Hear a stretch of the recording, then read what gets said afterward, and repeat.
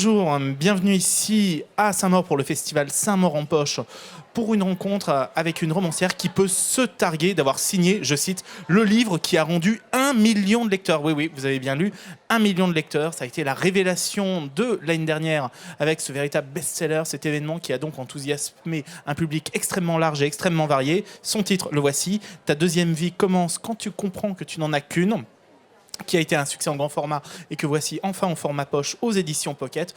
Vous l'avez probablement reconnu et peut-être lu, c'est Raphaël Giordano. Raphaël Giordano, bonjour.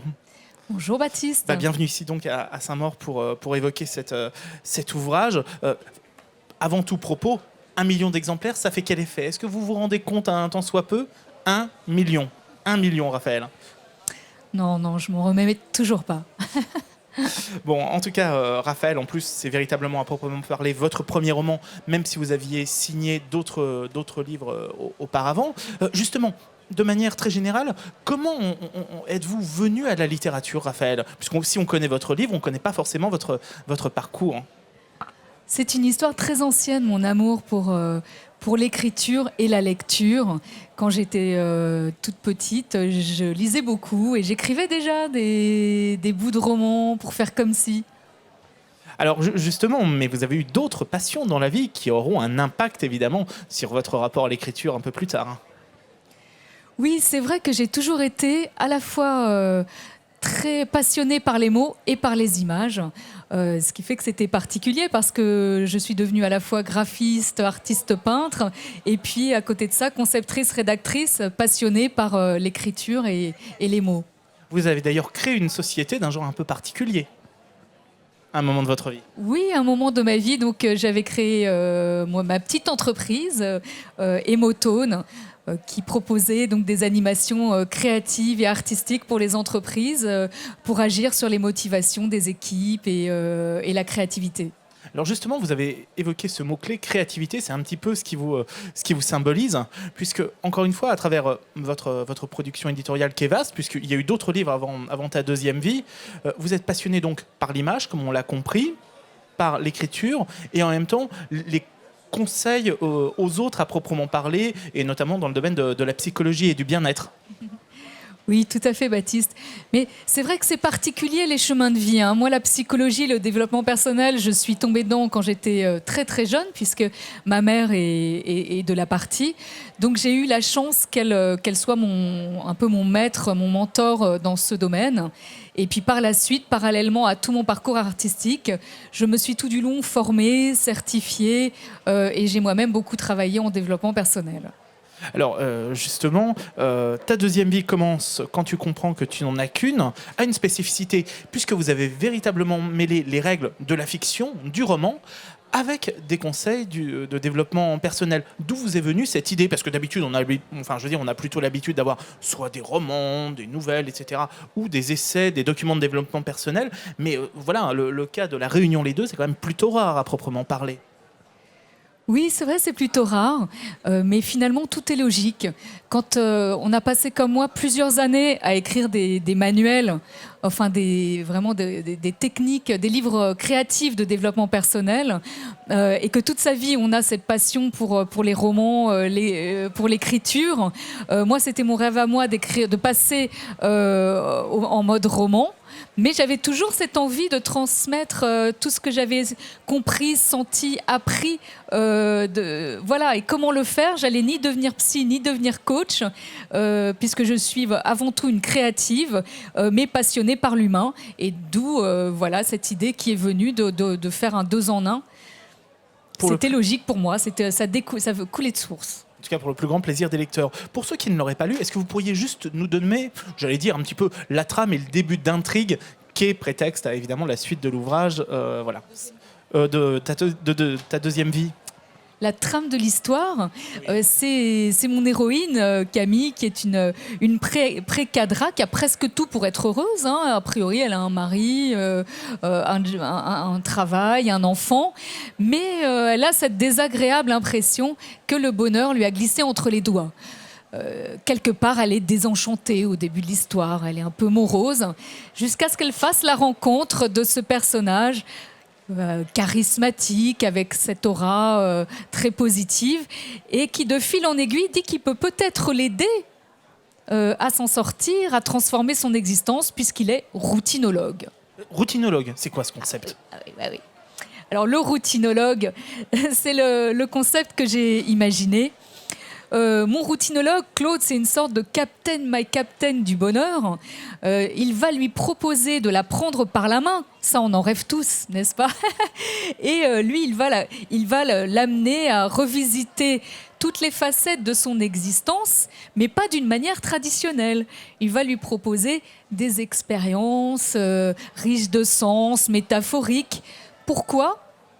Mais pour qu'elle ait ce déclic dont on rêve tous, là, que plus facilement, que les apprentissages se fassent beaucoup plus vite. Alors donnez-nous un ou deux exemples justement de ces conseils et de ces expériences à proprement parler, pour qu'on ait aussi une idée de votre ton. Alors au début du livre, une des premières choses, Claude lui propose de monter en montgolfière et de symboliquement noter sur des papiers tout ce qui ne lui va plus dans son existence à Camille, et d'en faire des petits avions en papier. Et une fois être monté tout en haut, de les jeter par-dessus bord pour symboliquement déjà s'en débarrasser. Alors c'est quoi cette métaphore ? C'est l'idée que pour s'élever dans l'existence, pour monter plus haut, il faut d'abord savoir se délester de ce qui ne nous va pas. Symboliquement en tout cas. Symboliquement, voilà, donc tout du long du livre, comme ça, elle va vivre plein de choses qui sont éminemment symboliques et visuelles, puisque vous l'avez compris, je suis quelqu'un de très visuel, et ça me semble plus parlant de le raconter comme ça, plus marquant pour les personnes qui vont me lire. Alors, vous avez rencontré évidemment de très nombreux lecteurs, aussi bien en librairie que dans les salons, puisque vous avez suivi là, le grand format et maintenant le poche de votre roman. Raphaël, qu'est-ce que très souvent les lecteurs vous ont appris sur votre livre ?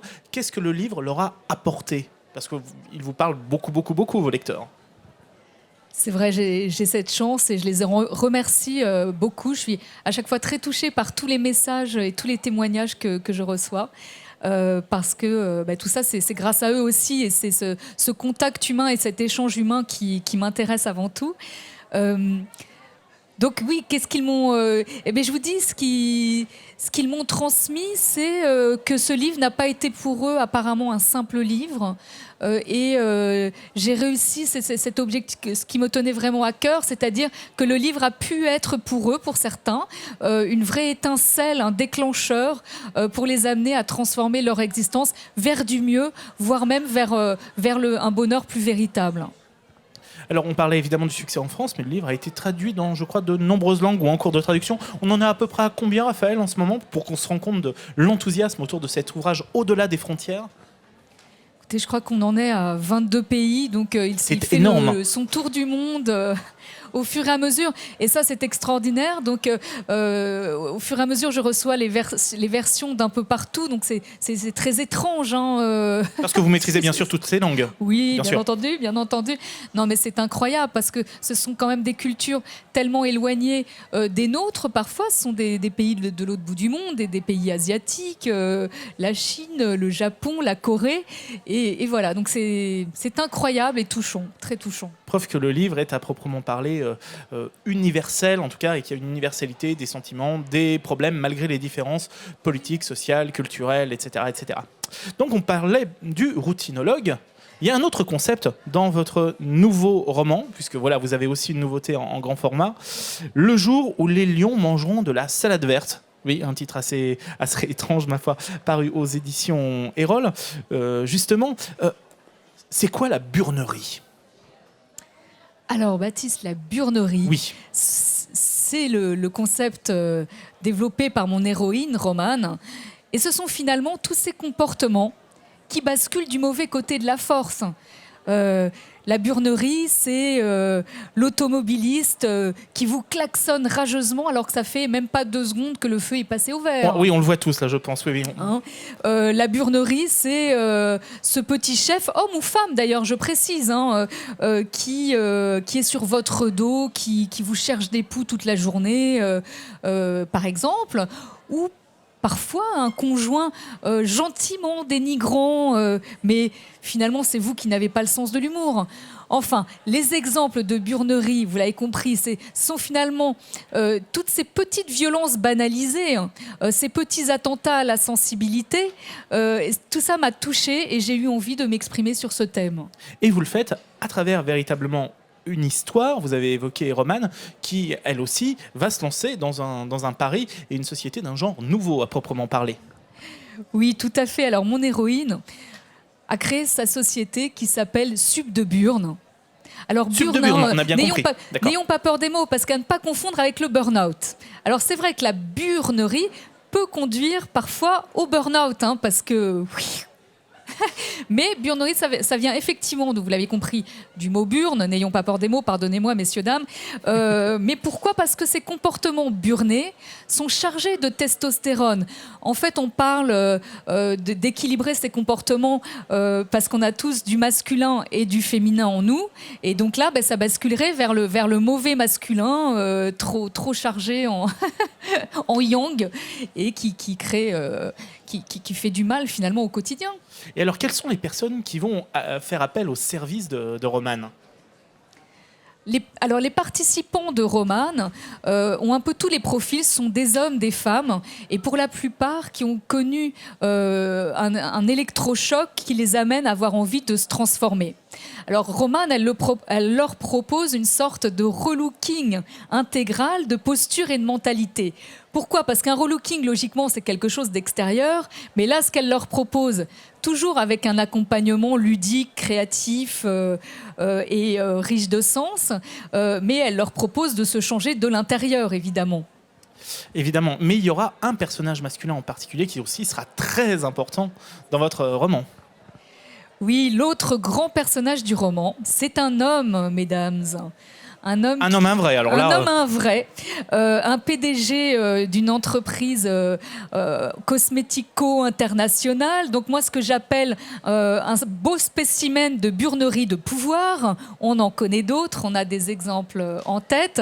Alors au début, évidemment, lui, c'est un vrai lion féroce. Hein. La burnerie, ça le connaît. Alors il va avoir un petit peu de mal il va vraiment donner du fil à retordre à mon héroïne Romane, mais en même temps, il est tellement charismatique. Donc il y a cette ambiguïté, évidemment, qui va amener un certain nombre d'événements dans le roman. Alors justement, insistons sur ce domaine de roman, parce qu'il y a quand même une différence entre Ta deuxième vie et Le jour où les lions, c'est que le deuxième, ce nouvel ouvrage, insiste davantage sur l'histoire, la fiction. Là, on pouvait peut-être davantage picorer des conseils aussi dans le livre. Vous aussi, vous aviez envie de changer de registre, tenter une nouvelle forme ? Alors évidemment le deuxième, je ne pouvais pas faire de copier-coller du premier et c'est très différent, donc forcément à chaque fois je ne vais pas refaire le même concept. Peut-être que dans le deuxième c'est un petit peu moins le côté méthode où on peut refaire des exercices, mais néanmoins on peut tout pareil s'approprier plein de conseils, à la fois pour se défendre si on est exposé à des tempéraments trop burnés, donc comment s'en prémunir, et puis ça invite chacun à se dire voilà, comment on peut, tout en déployant sa pleine puissance intérieure, le faire sans avoir besoin d'être dans l'ego, d'être dans les rapports de force, et d'aller vers des relations plus harmonieuses. Enfin, tout à l'heure, vous avez utilisé une formule, moi qui me rappelait un classique du cinéma. Vous avez parlé de côté obscur. Moi, ça me rappelle tout de suite Star Wars. Est-ce qu'au fond, Raphaël Giordano, votre maître à penser, ce serait pas Maître Yoda ? Allez, j'avoue, il est placardé dans ma chambre, Maître Yoda. Mais oui, c'est un très bon exemple, parce que ce soit un Maître Yoda ou un Gandhi, je sais, on fait le grand écart, mais ce sont des personnages très intéressants, parce qu'ils étaient vraiment en pleine puissance, des êtres puissants qui ont fait de grandes choses, mais ils n'ont pas eu besoin pour cela d'être dans la force et la violence. Voilà, en tous les cas, il est vert, comme la salade verte, évidemment, de votre nouveau roman. Pardonnez cette transition. Mon Dieu, il est temps d'arrêter cette rencontre. Donc, Raphaël Giordano, avec ce nouveau roman, Le jour où les lions mangeront de la salade verte, aux éditions Erol. C'est tout nouveau, tout beau, chaudement recommandé par le magazine Lire, ici partenaire de cette rencontre. Et évidemment, si vous ne l'avez pas lu, lisez absolument. Maintenant, voilà, comme le million de lecteurs, ce best-seller, Ta deuxième vie, commence quand tu comprends que tu n'en as qu'une, aux éditions Pocket. Merci à tous, merci beaucoup Raphaël, Merci, et à Baptiste. bientôt.